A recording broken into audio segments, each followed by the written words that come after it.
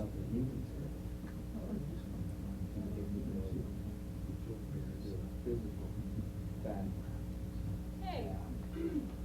ahead and get started. Really appreciate seeing all you warm bodies on such a nice warm day. Welcome to the workshop on Montana media beyond access. The reason we're having this workshop this evening and what I was interested in doing with it was I realize here at MCAT we're developing a whole media literacy in the community, and that is giving folks access to equipment and having them tell their own stories and recreate their own visions for community television. What I feel we're not doing yet, and what I hope to begin doing, is discuss the broader picture of where does access fit in the Montana telecommunications arena, and what are some of the other options for distributing access programming, and what's some of the other programming coming to these access facilities. And then we also have the question, of course, of public television coming to town, and the University of Montana looks like it's taking the lead on that right now. We also have low power television here in Montana, and they're quite a force and have become ever more so these last few years. So we're going to talk a little bit about that. What we're going to do is we'll have our two guests speak for about 10 minutes or so, and then we'll open it up to the floor and ask questions. So I want to welcome you to MCAT. I'm glad to see you, and I'm going to begin by introducing our guests. The first is an old friend, both professional and otherwise, McCarthy Coyle, who is now a reporter and editor of The Independent, the weekly newspaper in Missoula. And we worked together for many years at MQTV, an organization that he founded. Right now, he's just recently heard the good news that he's received a grant from the Institute for Alternative Journalism to pursue investigative reporting about telecommunications in Montana. So, yeah. And we are, he's mentioned to me tonight that he's going to talk about a little bit of the background of, the picture of telecommunications. And I'm also welcoming tonight Jim Parker, who's from BVTV, Bitterroot Valley Television, which is a low-power television station that's been in existence for a few years, operating out of Hamilton now. And he's also was involved in Access long before MCAT ever existed. He's Mr. Access from the Bitterroot Valley area. So we'd like to welcome Jim, too. So thanks for speaking. And we'll get started with McCarthy first. Thanks, Mary. And Mary said, don't be nervous, and that was good. And Jim used some good words just before we got started about we have all this technology that we read about, having to do with all kinds of telecommunications. And the difficulty is where does the individual person fit into that picture, and where do they contribute to building a vision? The workshop notes that MCAT had prepared talked about, well, what about public television in Montana? And I think that a good way of looking at public television is to think of all television as being public. And then we can get into the little definitions of institutional public television. But we're using public television facilities right now here at MCAT. If we look at the commercial television stations in Montana, which are licensed for the most part to private sector entities, but they are licensed to serve in the public interest. So those too are public television. And what was the other? And then we have what is more popularly known as public television, which we associate with the Corporation for Public Broadcasting and Public Broadcasting Service. So that is what we would call institutionalized public television. So We've been struggling for a long time in Montana to establish that institutionalized public television. And as with most areas having to do with telecommunications, because you're having to do with the distribution of information. And almost everybody in the world wants to distribute information. Your neighbor does, and you do, and I do.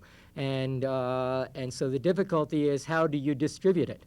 Now, here at MCAT is a good example of almost a gateless information pathway. There's no restrictions on basically on who can come in and say what about anything. So for now, in this country, I see it as perhaps the purest form of public television. Television ipso facto is controversial. And one of the key ingredients that gets hit on over the years by me and others is that public television in Montana, let's go back to the institutional portion of it, is a controversial issue of public importance. And for myself, as someone who's very interested in that institutionalized portion of of television, I don't have enough information about it, about who's doing what, and how they're doing it, and where's the money coming from, things like this. So I see that as a problem in our participating in developing a vision of what public television could be, might be, should be. I have heard almost nothing, and I'm sure that there have been programs or news bites on radio and television, whether that is commercial or whether that is public radio and television in Montana. I'm sure there are some news bites that I have missed. But over these many years, I have heard myself, and from other people, I haven't heard from other people who have heard anything about who's doing what about public television in Montana. I don't hear about it on Montana Public Radio. I'm not informed by Montana Public Radio as to what's going on in Montana Public Television. So number one, I see a major responsibility not being met by present telecommunications providers.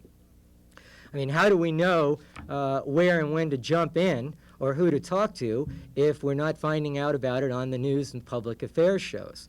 Now, curiously, last night, and many of you may have heard that on KUFM on the local news, I heard this business about the grazing show and Senator Burns putting a hold on Corporation for Public Broadcasting funding because of his concern about a program that was on last fall about grazing and the stock growers industry throughout the country.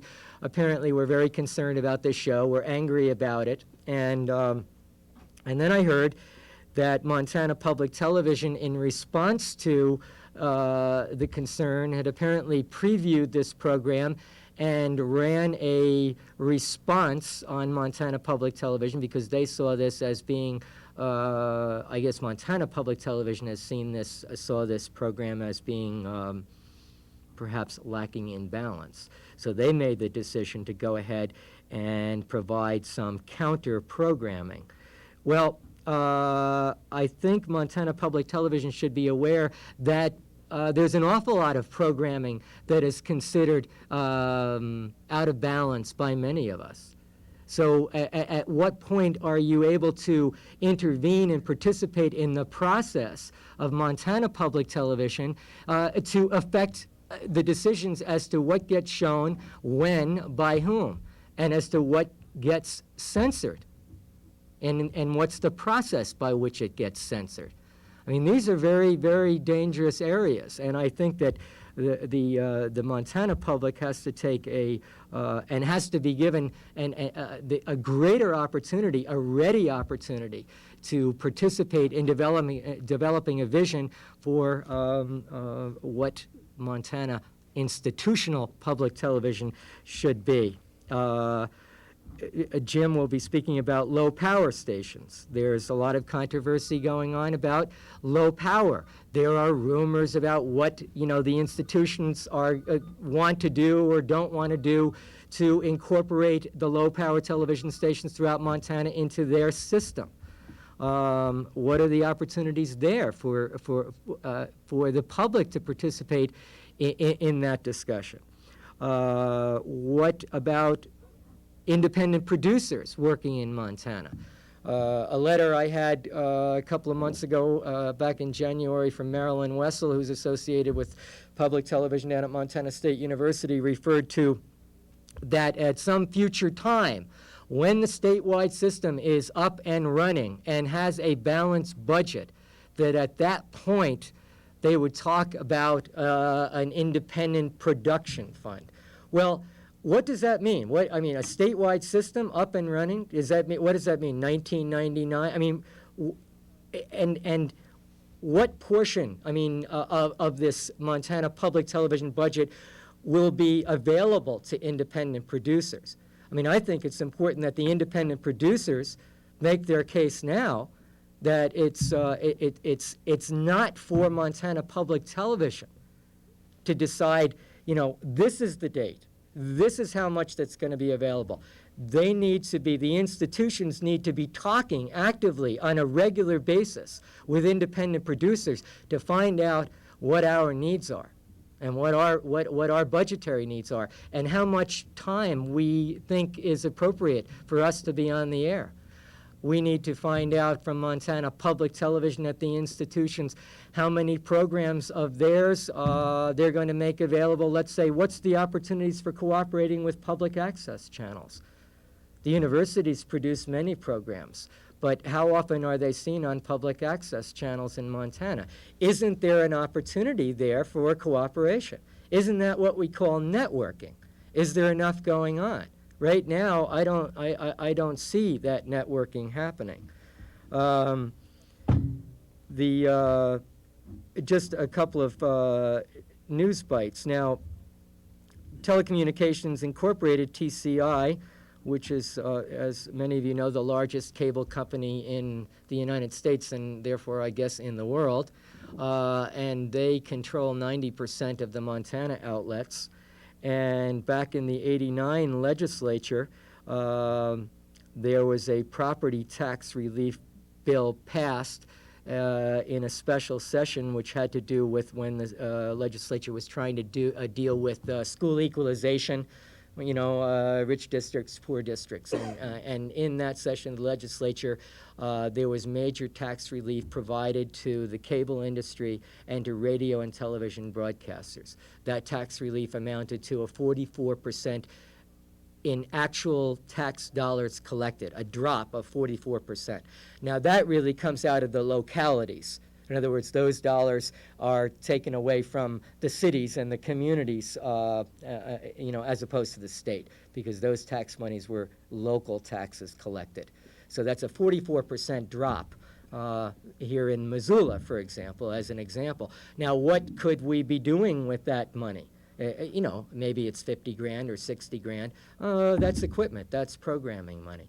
Okay, in the same year, in 1989, the legislature set up MetNet, which is the Educational Television Computers Cooperative. And the legislature said, well,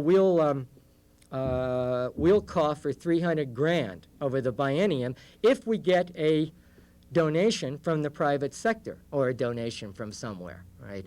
So who stepped up to the plate with a donation but TCI? Well, that's an interesting quid quo pro. They got a tax break of about $300,000, which is permanent, and then they paid for that. They easily paid for their $300,000 quote donation to the state of Montana with the tax break that they got. Then they go to the federal government and take a deduction for the quote donation that they gave to the state of Montana. Anyway, enough about that. But I think that the institutions need to be very careful about their dealings with the private sector in this regard. And I don't know enough about that as an individual producer, television producer, and as a reporter. I want to know more about that. I think that we have to be very careful when the private sector is working so closely with the institutions. I think that that's an area to be looked out for. And I think we're about ready to turn it over to Jim. I wanted to hit on some of the highlights. Just check my notes here. Thanks. The impression one gets, I'll take a break at this point. The impression one gets is that the institutions in the state of Montana, and we, by the way, in the state of Montana over the last 15 years have spent over $500,000 in different planning studies, tax money, tax dollars, in order to, arrive at some final plan for what the telecommunications, the system is going to serve the state of Montana. And one perspective on the use of those monies, some of which were federal and some of which were state and some of which were a mix, is that like a lot of planning monies and planning studies, they are designed to support the vision and the expectation that the institutions already have as to what they want to accomplish. So that the money is spent and the plan is developed by a corporation, in this case one from California came up and assisted in some studies, and came up with a document that would reflect the aspirations of the bureaucratic institutions themselves. And so that's an area of concern. But one, I think, can come away fairly with the impression that the institutions in the state of Montana would prefer to think that that public television is not a controversial issue of public importance. That if we would just trust them, leave them to their own devices, that they will serve us well, and it is not to worry. And I think that they tend to tamp down controversy. They don't welcome it. And, controversy is a hard thing to deal with. It's not always pleasant. But I think the bottom line is for what that I know less than I wish to know. And that getting information from the institutions is a very difficult thing to do. And I wrote to MSU back in January with a long list of very specific questions, and I've had no response to that letter. And so I called up the Freedom of Press hotline to find out, well, how can I get information from a public institution? So I got the advice, and I followed up on it. Enough for now. Thanks. First, I think I'd like to begin. I'm very complimented by Mary's reference to me as Mr. Access. And I'll take this opportunity in just a moment to, I'm not Mr. Access. There's a person that recruited me into this that I regard as Mr. Access, and I'll talk about, maybe do a little oral history about parts of BVTV's history that are important to me, at least. But I think in terms of trying to link this to what McCarthy has just said, one of the things that I was kind of counting on him to supply was the background, in a longer vision background of public television in Montana. And because many of you may not be long-term residents, I think it's important to keep that in mind, and I always try to keep it in mind in dealing with the topic of telecommunications, because I think that explains part of the reason that our public, in terms of the citizenry, are really illiterate when it comes to telecommunications. And that goes back nearly 30 years. It'll be 30 years in 1995 when the effort to bring Montana into, at that time, which I think we were one of 3 or 4 states without a public television station system in the state, broke down because of a scandal. There were lots of very dedicated and creative intelligent people involved in the effort to bring us, this state, into the group of states that did have public television.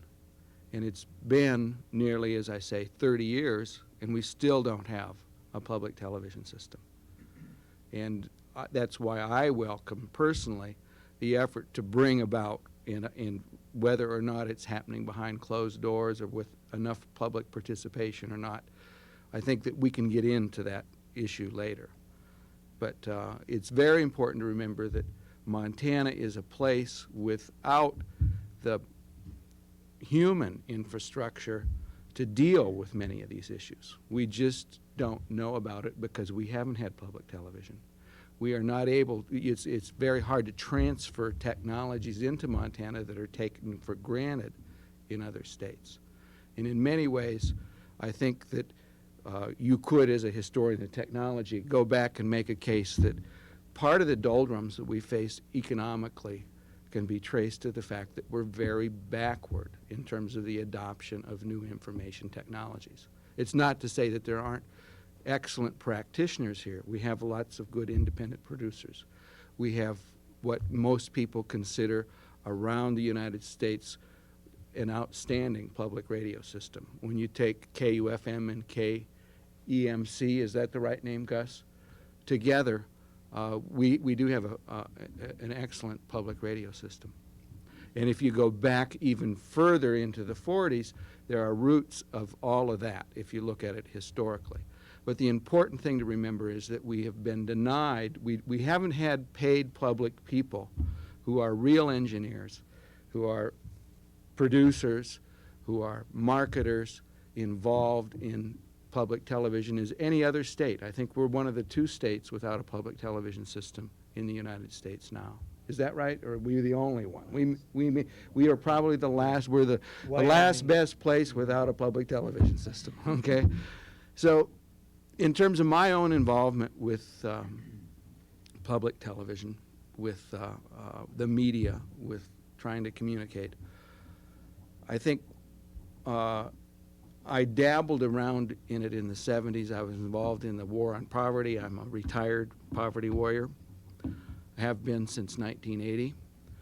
We used Sony Portapacks to document nutrition education activities, to go to meetings, whether we had tape in the machine or not, and use that as a way of training people, of developing leaders who spoke to issues. Many of you who are Missoula residents may remember LIGHT, Low Income Group for Human Treatment, and many of the confrontations we had with people like Charles Huntley, who was the health director at the time. And we videotaped all of that, and we went back and people looked at those videotapes, and they learned a great deal.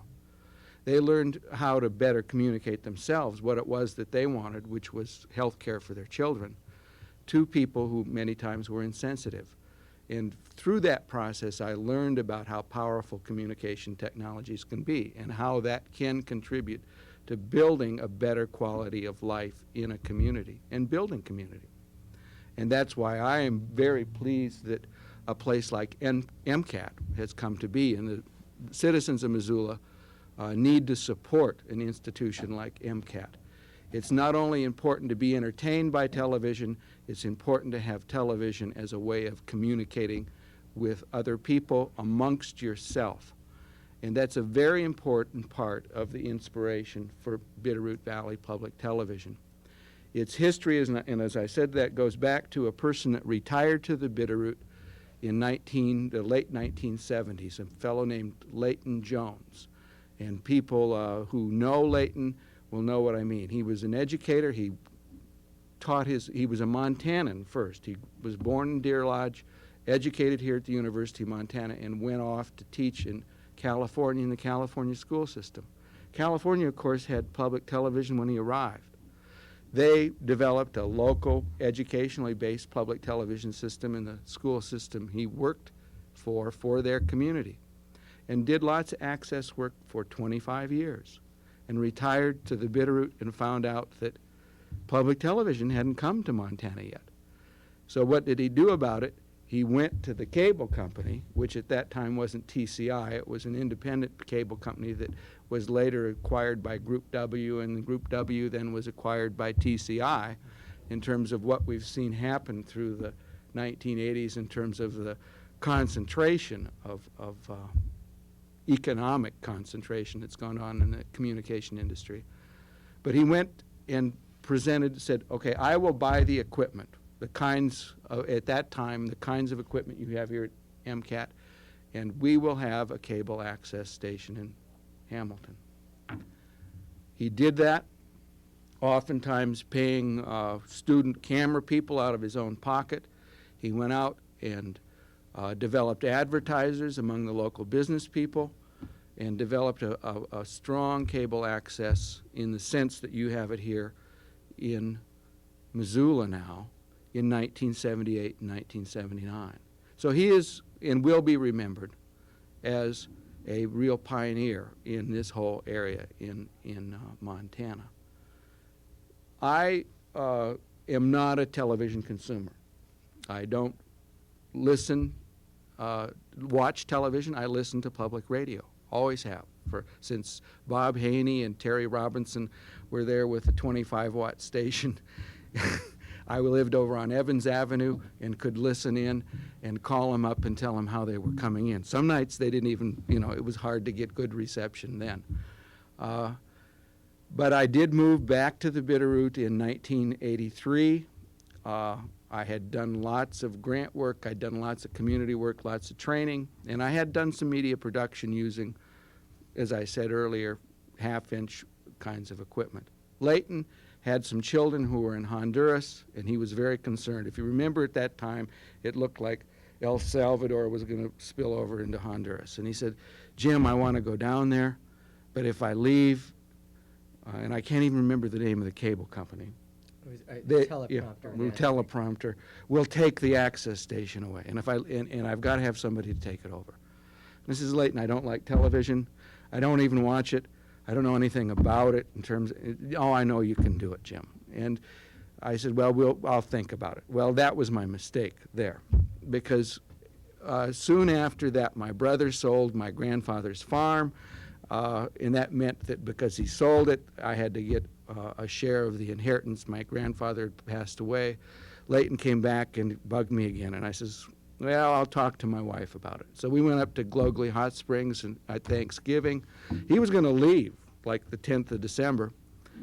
And we talked it over, and he says, well, the other things that we'd planned to do that year we couldn't do, and we did have the money. And I says, well, let's do it. So on December 2nd, we put on our first cable, 1983, our first cable access program with the equipment we bought from Grandpa Mitch's farm.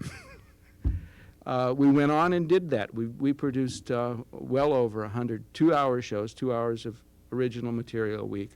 We'd try to get as many people on television as possible because that was how you got advertisers to pay for it. It was funded by advertisers in terms of it paid for the cost of the tapes and the gasoline, that sort of thing. Unbeknownst to me, Leighton had also started the effort to bring what became Bitterroot Valley Public Television to the Bitterroot. I didn't know anything about low-power television technology when Leighton left, handed over the keys to his studio, which kind of looked, it was in his basement, but it kind of looked like our environs now. And we decided to move the studio or the function down to our basement because we didn't like to drive up to Leighton's house, which is up on top of a ridge. And we did that. In the process of moving some of the stuff, I came across a grant application for what was called the Bitterroot Valley Electric Television Cooperative. If you remember the early 80s when Reagan first won, there was a tremendous backlash against anything that sounded socialist at all. And cooperative certainly sounded socialist, and that application had been rejected. I was interested in the application because it did contain this idea about a technology that had come from Dan Tone and Lee Good, who were at that time young people. They just graduated from MSU in electrical engineering and media in 1978, and they had figured out how to create a robot that could bring public television to rural communities in the Rocky Mountains, partly springing again from this, the way that public television had been quashed. They, of course, when they had enrolled probably in those curriculums, had thought that they could go on and be engineers in a public television system. Well, the rug was, through this scandal, which I'm sure McCarthy can talk to us about later, the rug was pulled out from under them. But they persevered like good Montanans and figured out a way that it could happen anyway. And it depended on people in communities getting together and proposing this to the federal government. It was technically feasible. So we just basically took that application, revised it, incorporated a new group called Bitterroot Valley Public Television. Leighton was gone. I made him vice president. I made my wife president. I was the secretary treasurer, and submitted the application. We did not have, it turned out, when they reviewed the application, we didn't not have a very important thing. And this is another, telecommunications is regulated, whatever. I mean, it is the public, and it is regulated, and that's what happens. We didn't have the right permits. So that one was turned down in 1984. But we did then take it back, and the whole idea of having a television station that would be independent of the cable, that would broadcast through the air, that would just be for the people in the Bitterroot Valley, that they could use to communicate with one another in a way that Leighton had taught people it worked. I mean, he taught people that this was an important part of their life through the cable system. We did it again in '85. That time, we failed to and this is a totally volunteer effort. We'd failed to respond to the determination letter from the IRS that we needed to respond to so that we achieved full-fledged nonprofit 503 status. For that reason, we had the construction permit then, but because we weren't eligible for an IRS exemption, no go. So we do it again in 1986, and we're successful. At that time, the group of people that were involved in this had grown to include 30 or 40 pretty hardcore people that were caught by this vision. And Bonnie Evans, who many of you may know, agreed to take over as chairman, and she did a masterful job of raising the money that we needed to capitalize the station. We did receive a grant for $165,000. A lot of people credit me with having had the vision to include a pretty big, and it's actually larger than what Flathead County, or Flathead Community College is asking for in their application this year of local production equipment. And that has always been a part of our vision, is that they are the public airways, and we should use them to communicate with ourselves about things that are just important to us. It may not be of interest to you at all that the Corvallis Grange is having a bean feed to raise money for their scholarship fund, and that Millie Donut is in charge of it. But it's very important to us in the Bitterroot. Those are things that we do, and we use the media in that way so that we all know about it, or at least those that tune in. BVTV went on the air in 1988, in August of '88. In August of this year will be our 4th anniversary. We have more underwriters right now, I think, than KUFM. I think we're up to about 130. We have nearly 800 dues-paying members. If you take the NC Corporation for Public Broadcasting figures, that would mean that we have 8,000 viewers, which in a county of 25,000 people isn't bad, particularly given the nature of our technology. And I hope we can get into this for people that want to know about low-power television. There's a lot that I can talk about there in terms of what it is. But basically, it's an FM transmitter that's a line-of-sight technology. It's not well suited to the topography of western Montana. It's difficult to get the signal if there's anything in the way. And if you've got lots of little ridges, it makes it, it's remarkable to me that we may have that many viewers. Rating companies began to notice this about 2 years ago, and they can call us up to ask us who we are. That they didn't know that we existed, but that we do have, they think, between 20 and 35% of the people that watch us at some time during the week, which is surprising to me. So it is successful. There is a market for the kinds of things that Missoula Cable Access Television is doing, that kind of local communication. We, in order to deal with that, we've put up a second translator near Corvallis that boosts our signal to the middle part of the valley, and in the next 12 to 14 months, we plan on putting one up near Florence so that we have a complete system. Beyond that, the last bastion of the Bitterroot that doesn't receive the cleansing value. One of my jokes is that there's nothing wrong with the Bitterroot Valley, that watching enough of the right kind of television won't cure. But there are some people up in the East Fork and the West Fork, because of terrain, that won't be able to get it even with what we've got in place. So we'll work to put a fourth translator at Sula. There's just so much about this system that I think we can cover later. But and I'm not. They don't have it. They should have a wrestling clock here to tell me how long I've talked. Other things about Bitterroot Valley Public Television. Our budget, about 40% of it is paid for by the underwriters. About 20 to 25% is paid for by the members. The remainder, a portion of the cable franchise fees in Hamilton goes to the station, about $2,500 a year, and the remainder is made up of production fees. We rent our equipment to independent producers who use it to produce things on a contract basis normally, and then that's income. Sometimes we take grants directly to produce things as a volunteer team. How we're organized, and this has been great delight to me, McCarthy,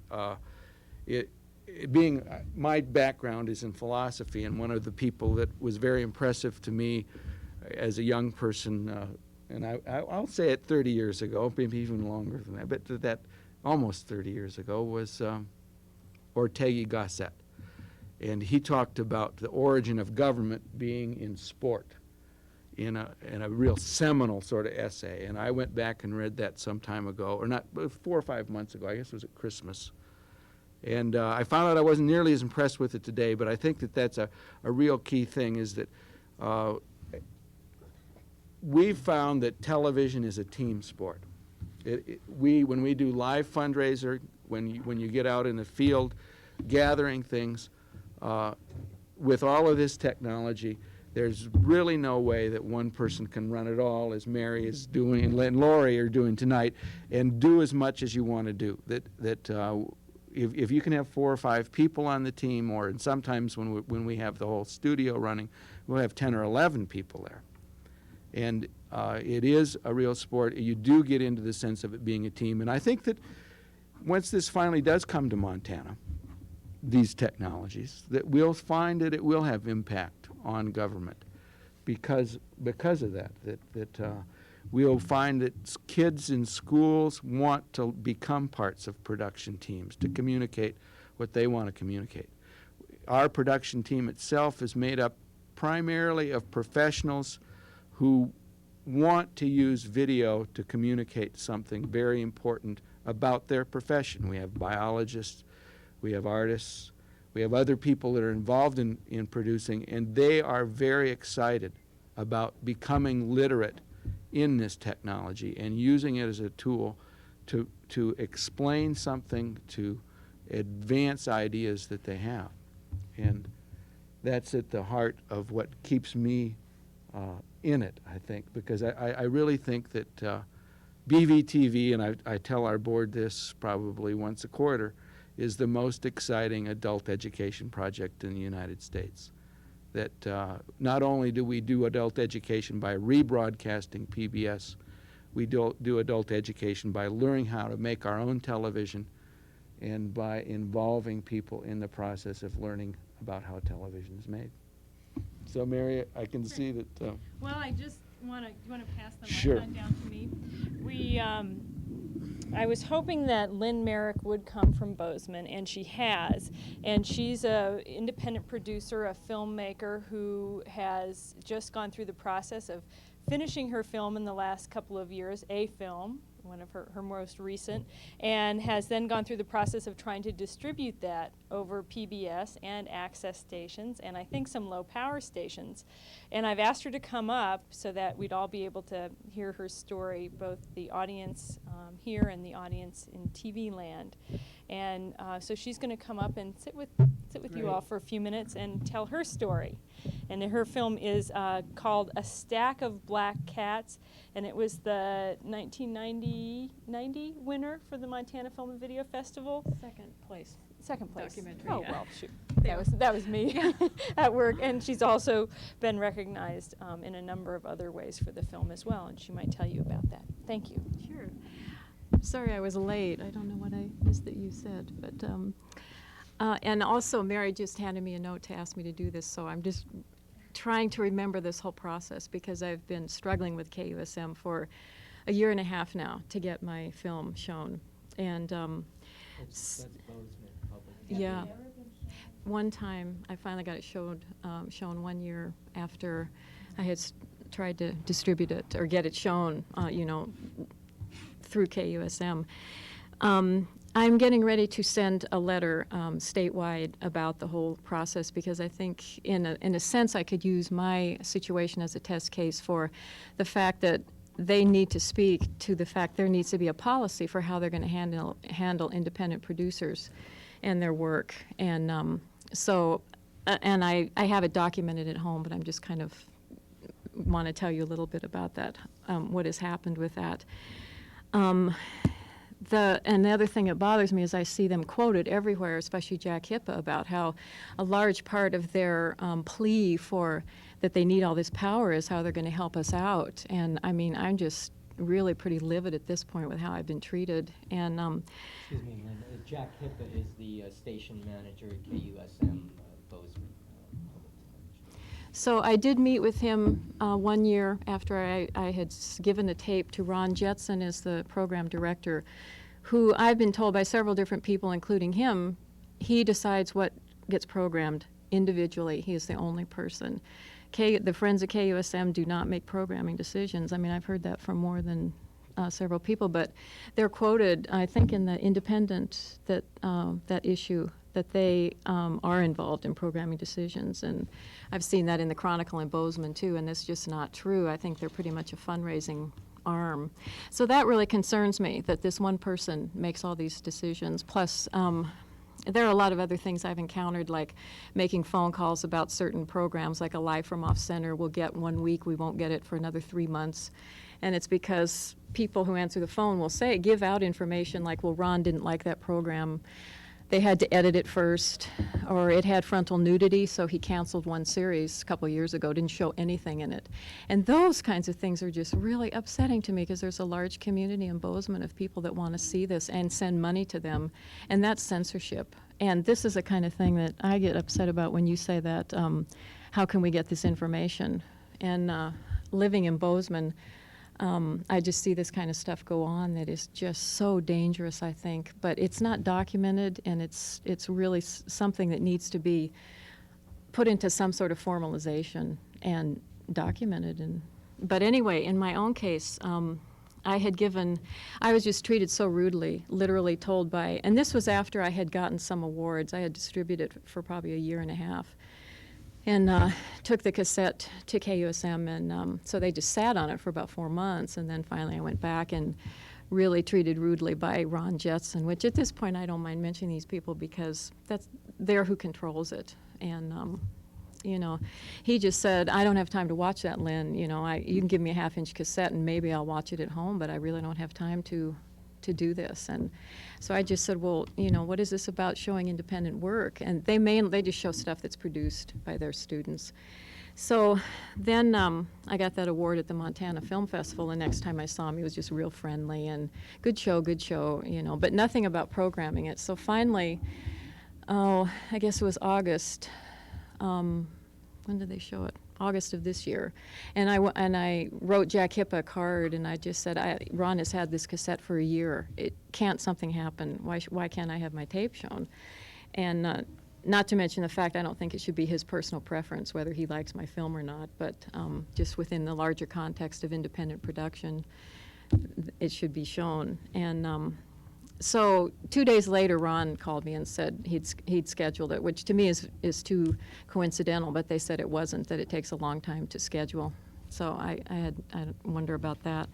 Anyway, so it was shown one night, and then it led to some things for me. I mean, people calling me, and they said, you know, I tried to call KUSM, and I was basically hung up on. I was treated rudely. I couldn't get your name from anyone, so a secretary gave it to me. I just want to call you and tell you what I think about it, and which was really wonderful for me to hear that. And that was another upsetting thing, that KUSM wouldn't care about that or try to help, you know.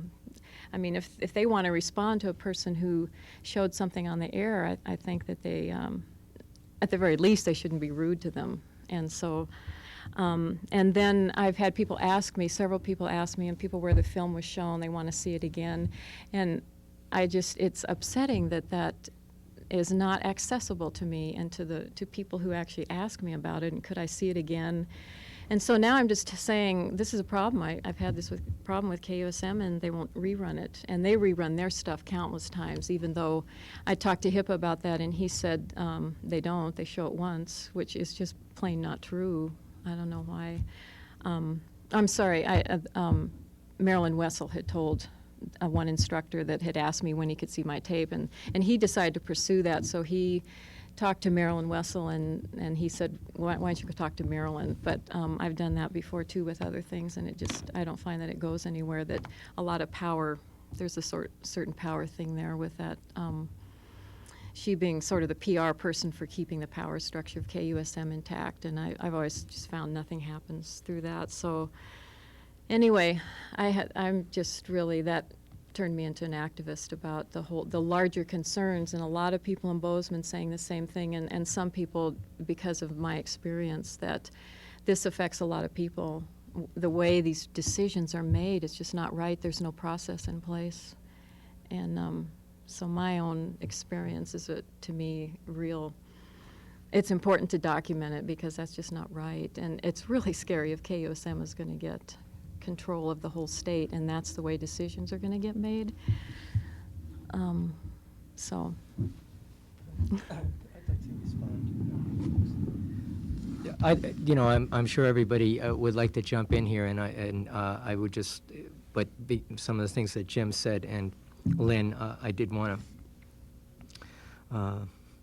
And since Lynn was speaking in a very personal way and as a professional, I will say this, that in my own experience here in many years ago when I first got started in my work as an activist in the media, I was with other organizations, and when Montanans for Quality Television was first getting organized, we intervened on a licensing matter here in Missoula, and that was with KECI, and they were newcomers to Montana, and they wanted to take the license. The station was for sale. And MQTV successfully intervened before the Federal Communications Commission and won some small but important things for the community, having to do with intern program for Native Americans at the station there, an increase in their public affairs programming, etc.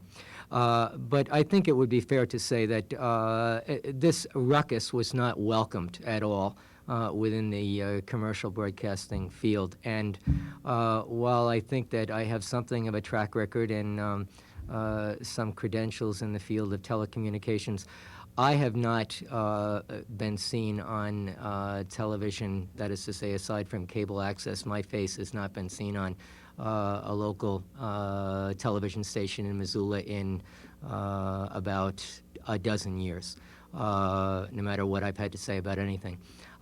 So I think that the gates close very strongly if you make too much noise.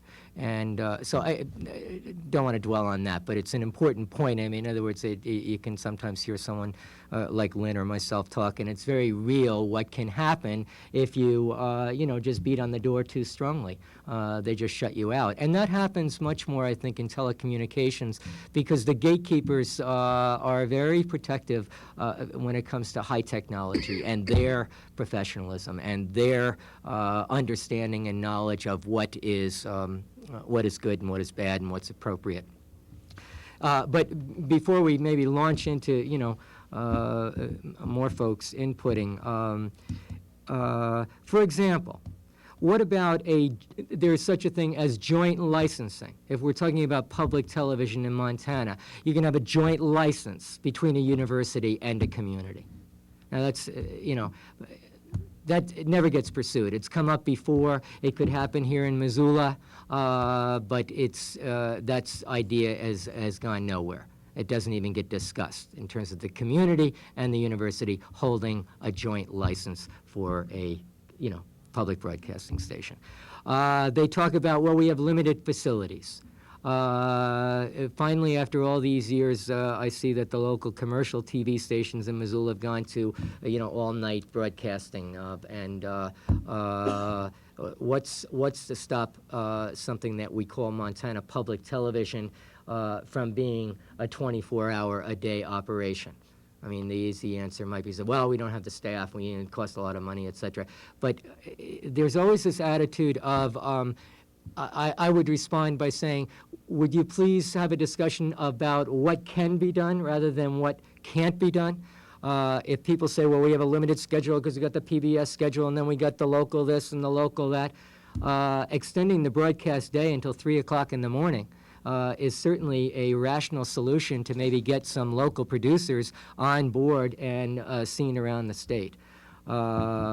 I think that there have been, in my estimation and experience, some problems with grants pursued by the universities, looking for special preference from the federal government in asking for these monies for the production of programming, for the acquisition of equipment. So they got the federal tax dollar because they said, we want a special preference because women and minorities are going to be very important in this process. And not only that, but again, this is through the National Telecommunications and Information Administration within the Department of Commerce, which distributes the hardware to public facilities. That agency is not allowed to distribute money to acquire equipment unless the applicant, in this case, be it MSU or U of M or any of us, unless we can say we have the means to distribute it, the programming that we're going to produce with this equipment, electronically. So in the case of the University of Montana many years ago, they said, you bet. This was long before MCAT. They said, we have a direct link with the cable system in Missoula. We're going to get this equipment. There's going to be programming with, for, by, and about women and Native Americans, particularly, and it's going to be distributed over the cable. Well, I don't know how much of that was done. I think very little. If we look at a technological vision, just to throw this out, Senator Burns is very interested in fiber optics, and a lot of people are interested in fiber optics.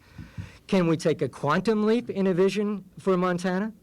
And can we say, and stop maybe having these rather limited discussions or no discussions at all about community participation in public broadcasting, and can we talk about becoming a pilot state for, a total immersion telecommunication system, whether that's cable, the universities, the public schools, and yes, maybe at least talk about using telephone lines, so that we get universal service to everyone in Montana. They say, well, we got these problems because we got to get the relay stations and the transmitters, and we got to get money for this, and then we got to get a full power, and then we got a low power.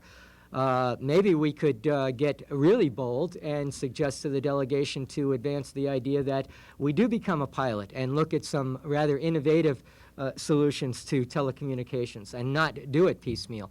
And while they're at it, tell the Congress that we are 30 years late on our public television system. So how about making a one-time catch-up appropriation of, say, $30 million so that we can get the equal treatment that the rest of the country has. universal service. We got political campaigning. This is a big year this year. I mean, politics go on every year. One of the things that Congress worries about and gets argued about in political campaign reform bills is, how about discounts for advertising for candidates? Because television takes up so much money for campaigning. Well, what if Montana Public Radio and Montana Public Television and all the low powers and all the cable outlets in Montana says, okay, guys, this year we're going to provide you with the time that you need so that you don't have to buy, $500,000 worth, of TV spots here. You'll only have to buy $75,000 worth because we know you still want to get your 30-second spot on, KECI or KPAX, et cetera. But we'll make up the rest because we're public and because we're serving the public and because you want to reach the public, right?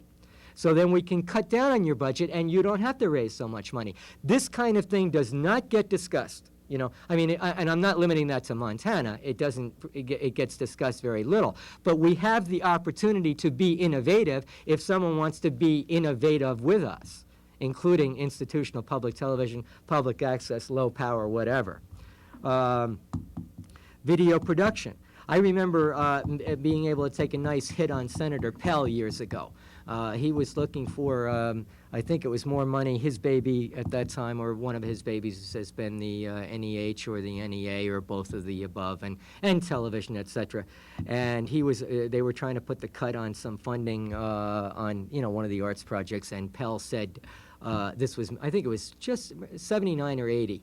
Because I was back in Washington when this happened. And he said, but we need this money for the Great Books program, among other things. He said, if you're out in Montana, he said, those people sit around in the winter and read the great books. And it was a worthwhile and charming expression. And I said at the time publicly, not only do we read the great books, but we write them, right? And we do write them. And there's another message for Montana Public Television and public access. This access station, which is the one I'm most familiar with, and as I move around Montana, meet writers, meet performers, meet video editors, we are a very exciting place with our talents. Now, what interest does Montana Public Television have in working with us to produce programs, to distribute nationally, to sell nationally, and to make some money in the process? Is there that open door? Where is the creativity on the other end, on the institutional end? We don't get it. We don't get a sense of movement, of talk, of a willingness to be open and say, you bet, come on in. It's always, how much money you got?